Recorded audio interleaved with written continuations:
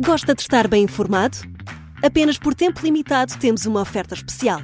Todos os conteúdos Observador com 52% de desconto. Ler as notícias que importam, ao minuto, artigos de opinião sem restrições ou acesso antecipado aos Podcast Plus e muitos mais benefícios. Tire a prova dos 9 e descubra as nossas ofertas. Flash Sale Observador. Mais benefícios, metade do preço. Assine agora em observador.pt por 1 ano com 52% de desconto. Esta é a história do dia da Rádio Observador. A Igreja está a afastar os jovens de Deus? As pessoas fazem o crisma e depois vão de bandada embora. Isto acontece porque, de facto, nós não conseguimos ainda entender os jovens de hoje. E temos que compreendê-los, não é? E torná-los protagonistas. É o terceiro leigo a ocupar o cargo, mas o primeiro a fazê-lo a tempo inteiro. Pedro Carvalho é o novo coordenador do Departamento Nacional da Pastoral Juvenil, tem a missão de idealizar e promover a relação entre a Igreja Católica e os jovens. Os mesmos jovens que, segundo um relatório da própria Igreja, a acusam de ter uma mentalidade retrógrada e desajustada dos tempos em que vivemos e uma doutrina demasiado diferente do modo de vida deles. Como é que a Igreja pode reduzir esta distância? Basta comunicar melhor ou é preciso fazer adaptações mais profundas? E como construir uma Igreja contemporânea sem comprometer a doutrina? Vou conversar com João Francisco Gomes, jornalista, especialista em temas de religião e autor da entrevista a Pedro Carvalho, publicada este fim de semana no Observador. Eu sou a Sara Antunes de Oliveira e esta é a história do dia, segunda-feira, 16 de dezembro.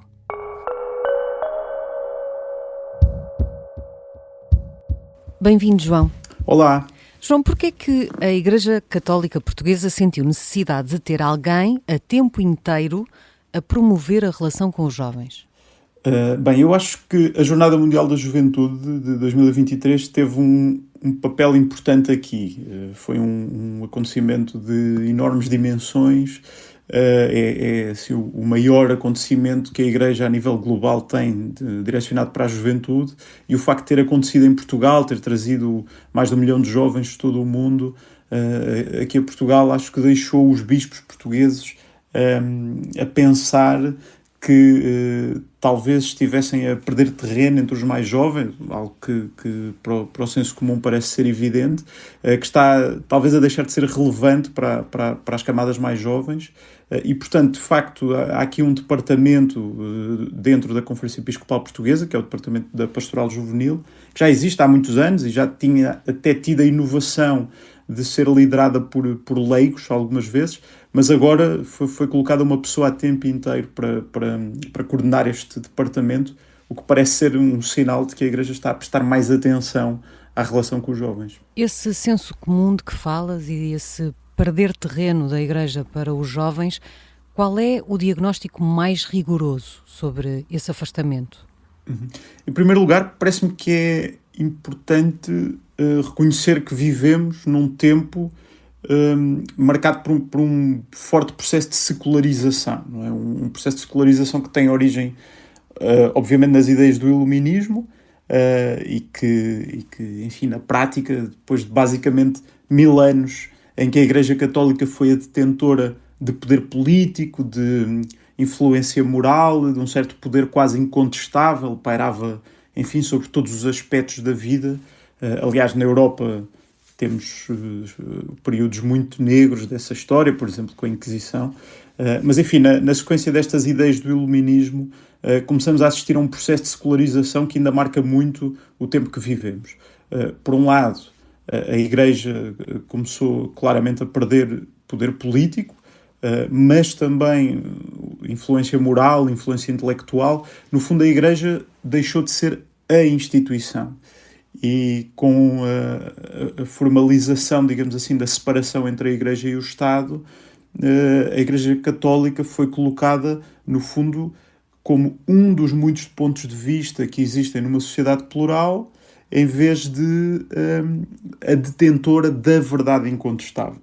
Ora, este processo também dá origem, obviamente, ao processo de radicalização oposto, não é? Ou seja, perante uma perda de poder, assistimos entre os setores mais conservadores a uma certa queda na tentação das ideias triunfalistas, não é? Fundar trincheiras. Exatamente, e muito baseado nesta ideia triunfalista de que a igreja humana, a igreja que existe hoje, é já aquela igreja perfeita dos céus, não é? Isto é algo que, do ponto de vista teológico, da escatologia, não tem sentido.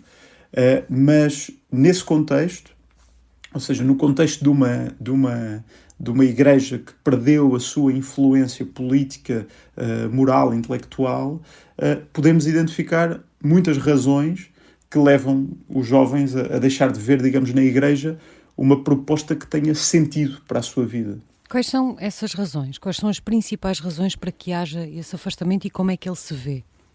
Curiosamente, acho que é importante reforçar que a própria igreja fez um trabalho interessante a identificar muitas destas razões. Por exemplo, agora no processo do sínodo dos bispos, que terminou em outubro deste ano, e que basicamente consistiu numa grande consulta pública à Igreja Católica a nível mundial, desde os movimentos de base até às estruturas hierárquicas, esse processo, enfim, o feedback que veio a partir dos cristãos, que depois foi reunido em documentos que a própria Igreja publicou, é muito interessante. E basta olhar, por exemplo, para o relatório português, o relatório que resulta destas consultas feitas em Portugal, para identificar algumas frases, vou citar muito rapidamente, que são muito interessantes. Por exemplo, e vou citar, os jovens referem que o principal motivo que os afasta da Igreja e que os impede de caminhar juntos assenta na diferença existente entre o seu modo de pensar e a doutrina da Igreja, referindo que a Igreja tem uma mentalidade retrógrada e desajustada dos tempos em que vivemos. Este aqui parece sempre ser digamos, o tema que surge mais vezes, a ideia de uma igreja atrasada no tempo, de uma igreja envelhecida, de uma igreja em que acentua muito o fosso entre gerações. E parece-me que, por exemplo, em Portugal é interessante explorar esse fosso, também considerando as grandes revoluções do século XX, quer o Concílio Vaticano II na Igreja, quer o próprio 25 de Abril em Portugal, ou seja, há inevitavelmente uma certa igreja do tempo dos nossos avós e bisavós e outra do nosso tempo. E nós associamos muito a ideia de igreja a uma coisa do passado, digamos assim. Agora, há aqui uma outra questão que me parece inevitável neste debate, que são as questões da moral sexual, que são fatais nesta discussão. Que também surge muito nesse elencar de razões que afastam os jovens. Exatamente. O relatório é muito claro, por exemplo, quando diz que as questões da contracepção são um elemento contrastante entre a tradição e a normalidade trazida pela secularização. Ou seja, os jovens veem na Igreja uma instituição, digamos, desatualizada neste aspecto, até do ponto de vista científico. Em certo nível das suas liberdades. E castradora, claramente, porque se nós olharmos para o que foi o século XX, sobretudo os anos 60, marcados pela revolução sexual, por rápidos avanços, não é? Em termos em questões como a contracepção, os direitos das mulheres, a liberdade sexual, a concepção etc. de família, que daí também a própria ideia, exatamente, a própria ideia de família. O que acontece permite-nos identificar dois aspectos importantes, essa realidade do século XX. Por um lado, a Igreja enquanto instituição, quer dizer, uma instituição com 2000 anos, demora muito mais a perceber, digamos, o lugar que pode ter neste mundo em convulsão, digamos assim, ou seja, tem um passado tão longo que demora muito a adaptar-se. Mas, por outro lado, uma vez que estes avanços do século XX foram muito rápidos e de natureza muito revolucionária, o que acontece é que a Igreja acabou por reforçar, digamos assim, a postura de contracultura que já assumia desde o século XIX, basicamente. Ou seja, a Igreja assumir-se muito como o garante da tradição perante um mundo que está a desviar-se de Deus, que está a cair nos erros do modernismo, que está a afastar-se da fé.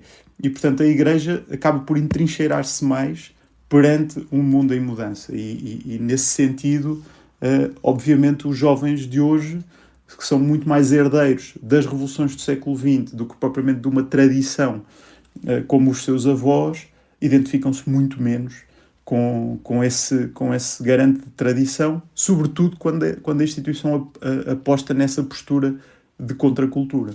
Pedro Carvalho, na entrevista que fizeste ao novo coordenador do Departamento Nacional da Pastoral Juvenil, insiste muito nesta ideia de que é preciso ouvir e compreender os jovens.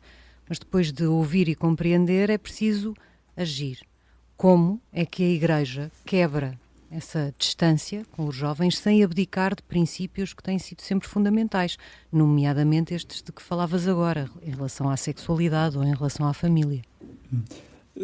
Parece-me, por um lado, que abdicar dos princípios é uma coisa diferente de repensar constantemente o seu posicionamento, não é? E nesse sentido, acho que é importante reforçar até uma coisa, por exemplo, que o teólogo Tomás Ali, um dos mais eminentes teólogos contemporâneos, dizia também numa entrevista ao Observador há umas semanas, em que apontava para um problema da Igreja de hoje, que é a Igreja está incapaz de dar respostas aos jovens que estão na fase das suas vidas em que mais precisam de respostas.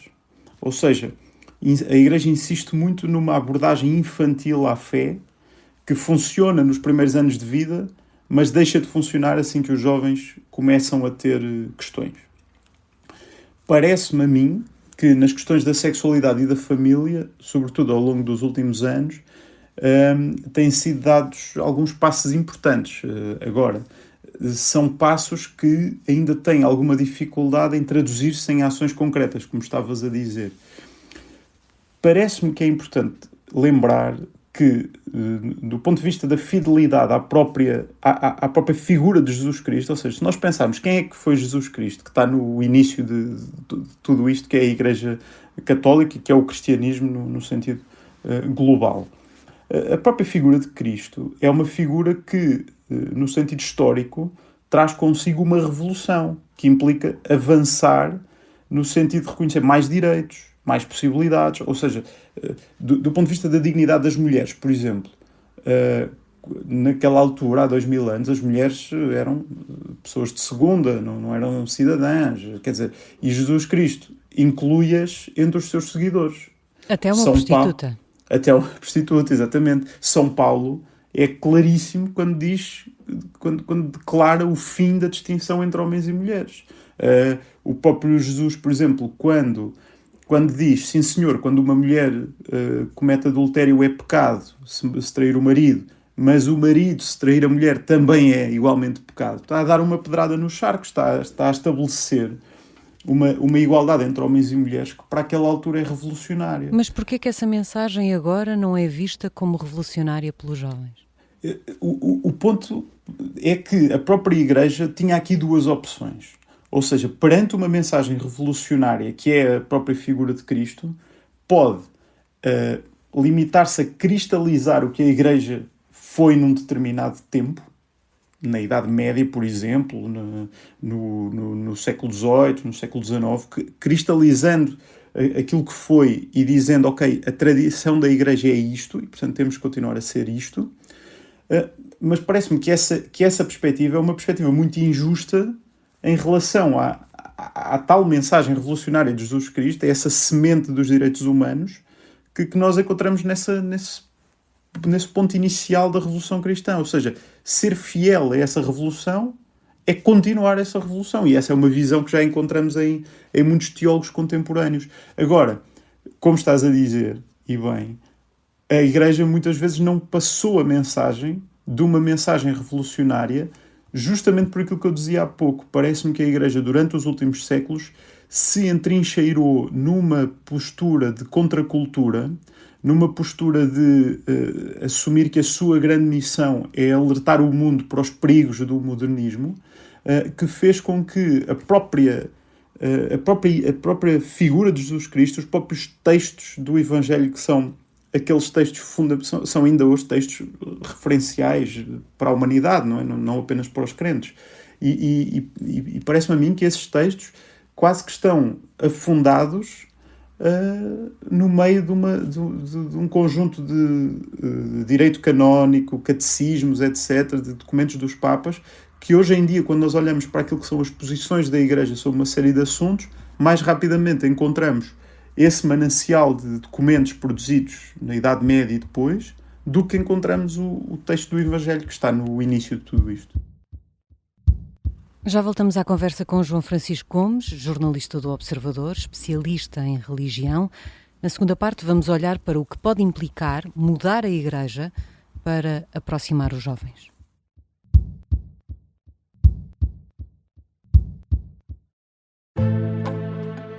O sargento na cela 7. O homem na cela 7 escapou à morte por pouco. Piratinha do ar. Eu já disse que ele só tem 16 anos. Um espião no Kremlin. Esta é a história escondida de como Putin montou uma teia de poder e guerra. O encantador de ricos. Todos queriam estar com ele, todos queriam ser vistos com ele e todos queriam fazer negócios com ele. Operação Papagaio. Dão-lhe a entender que o melhor é que também fique calado.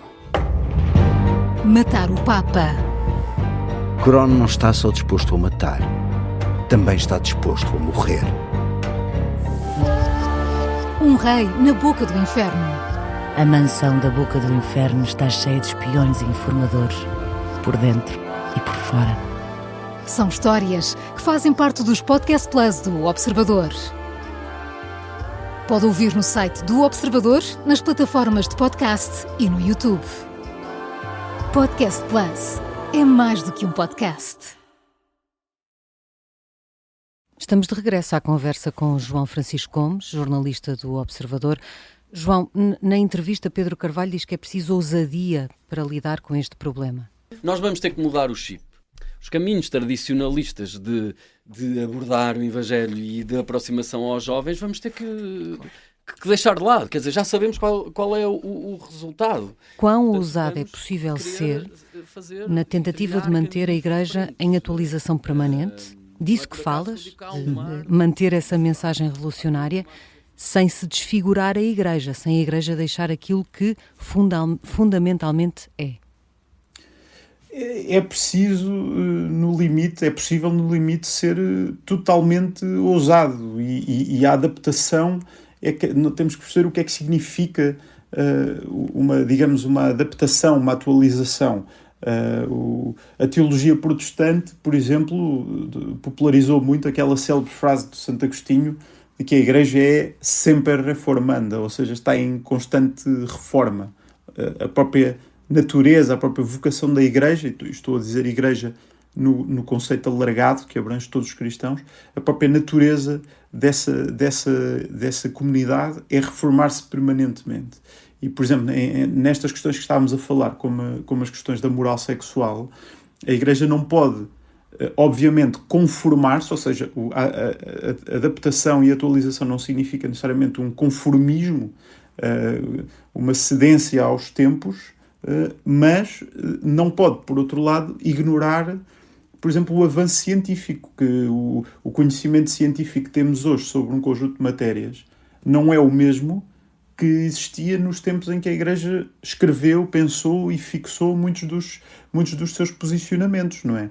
Portanto, nós podemos questionar-nos o que é que significa isso de desfigurar a Igreja. O que é a Igreja como instituição?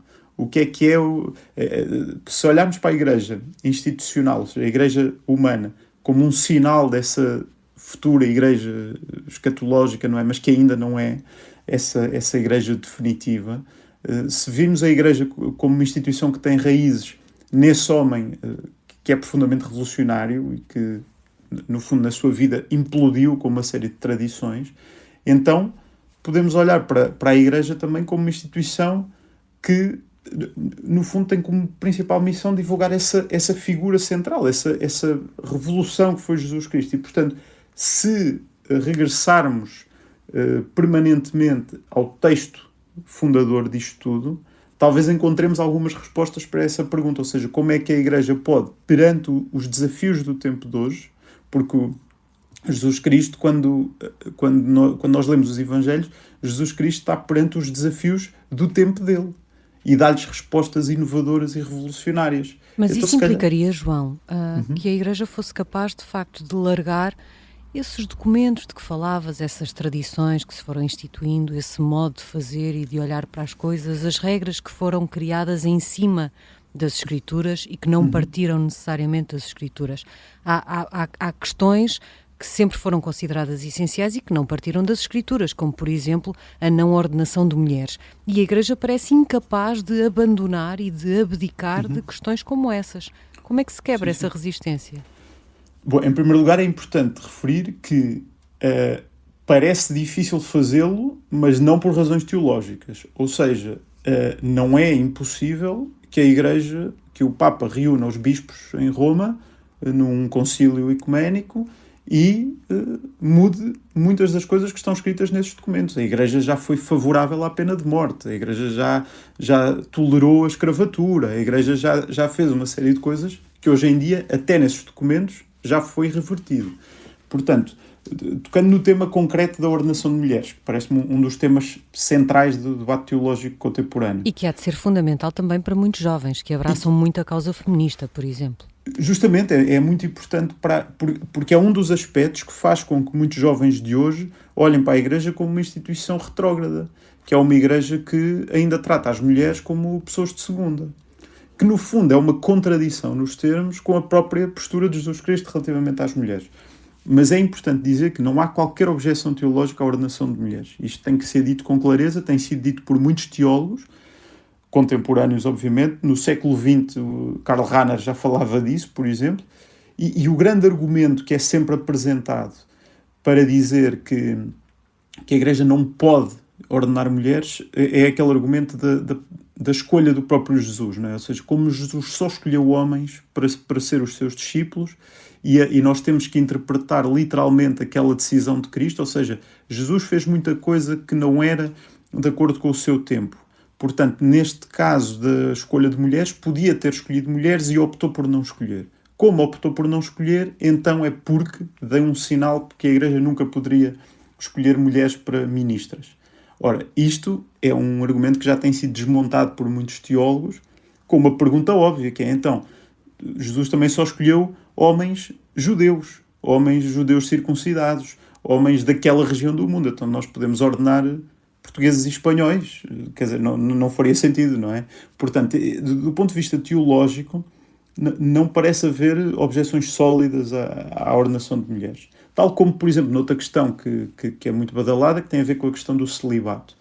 É uma questão puramente disciplinar que mais cedo ou mais tarde, parece-me, na minha perspectiva, vai acabar por cair. Outros temas talvez sejam mais complexos de discutir do ponto de vista teológico, têm a ver, por exemplo, com a homossexualidade, ou seja, parece haver uma resistência à Igreja em conceber um modelo de família que vá além da família baseada num casal heterossexual, digamos assim. Agora, será que não faz sentido que a Igreja embarque numa reflexão teológica mais profunda sobre, por exemplo, o que é que significa a fecundidade, não é? Que é o conceito que está no centro desta objeção, se insistirá numa abordagem puramente infantil a esta ideia de fecundidade, que é só pode haver casamento se puder haver filhos, ou poderá fazer uma reflexão teológica mais profunda sobre a fecundidade em termos teológicos, não é? Portanto, há aqui muitas questões que os teólogos contemporâneos parece-me já estão a explorar, e muitas vezes até com risco de, às vezes, pisar a linha da heresia, quase, digamos assim, mas quando nós lemos aquilo que vai sendo produzido na teologia contemporânea, já encontramos algum risco, não é? Que está a ser assumido por alguns teólogos, e que já começam a pôr em causa muitas dessas questões que nós muitas vezes achamos que para a Igreja são absolutamente fechadas, e não são. Olhar para essas questões leva-nos à questão da interpretação da Bíblia, que é vista como um exclusivo da instituição, Igreja, e não um exclusivo do crente, de cada pessoa. Isto também devia mudar para que tudo o resto possa mudar? Sim, sem dúvida. Aliás, esse é um ponto muito importante, para o qual os protestantes no século XVI abriram a porta, não é? Ou seja, a própria ideia seminal de Lutero de traduzir a Bíblia e de distribuir aos crentes para que eles a pudessem ler e interpretá-la, abre portas a um entendimento extraordinário daqueles textos. Neste momento o que acontece é que a própria Igreja Católica, com mais atraso, digamos assim, começou a ter uma abordagem diferente relativamente aos textos bíblicos.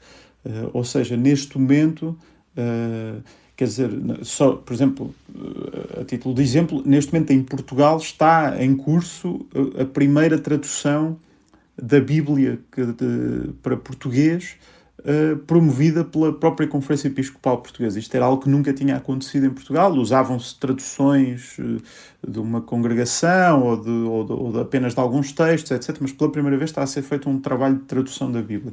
E quando nós lemos os textos que estão em torno desse trabalho, encontramos já claramente essa perspectiva de levar o texto da Bíblia, sobretudo os Evangelhos, né? Levar os Evangelhos, que são a fonte do próprio cristianismo, levá-lo diretamente ao crente.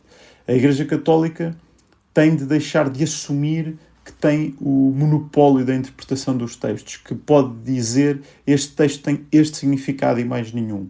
Porque qualquer crente que contacte diretamente com os textos tem uma margem muito grande para o interpretar à luz das suas experiências de vida, à luz do seu percurso, à luz daquilo que são as suas preocupações em cada momento da vida. E, portanto, a própria vida de Jesus Cristo, que como estava a dizer, é o centro da mensagem cristã, está gradualmente a chegar à generalidade das pessoas. E talvez isso seja a chave para uma mudança da própria Igreja enquanto instituição. Ou seja, se os textos do Evangelho assumirem um protagonismo superior aos textos da Igreja. Isso parece-me ser um aspecto fundamental desta relação contemporânea dos cristãos com os textos bíblicos. Obrigada, João. Obrigado. João Francisco Gomes é jornalista do Observador, especialista em temas relacionados com a religião e autor de vários livros sobre a Igreja Católica. Esta foi a História do Dia. A sonoplastia é do Artur Costa, a música do genérico é do João Ribeiro. Eu sou a Sara Antunes de Oliveira. Boa semana e até amanhã.